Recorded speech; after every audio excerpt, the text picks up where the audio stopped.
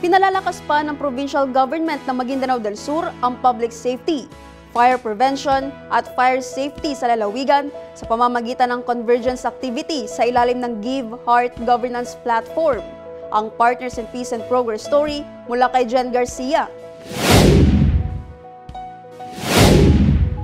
Sa ilalim ng Give Heart Governance Platform ng Pamahalaang Panlalawigan, matagumpay na isinagawa ang isang convergence activity na nakatuon sa public safety, partikular sa fire prevention at fire safety na dinaluhan ng mga kinatawan mula sa mga bayan ng Dato Piang, Dato Salibo at Dato Saudi Ampatuan.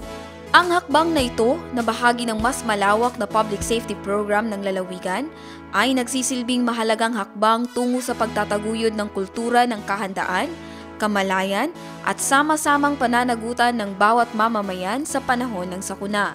Sa aktibong partisipasyon ng kabataan at mga manggagawa sa sektor ng transportasyon, sa pamamagitan ng pagsasanay, natutukan hindi lamang ang pagbibigay kaalaman ukol sa fire prevention, emergency response at risk mitigation, kundi pati na rin ang pagpapalalim ng kanilang tungkulin bilang mga tagapagtanggol ng kaligtasan at katatagan sa kani-kanilang komunidad.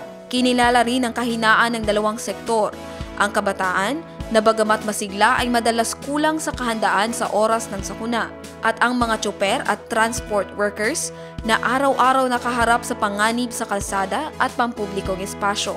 Dahil dito, idinisenyo ang programa upang hindi lamang sila maging maalam, kundi handa at may kakayahang umaksyon sa panahon ng emerhensyang may kaugnayan sa sulok. Pinangunahan ni Governor Dato Ali Mitibang Sr.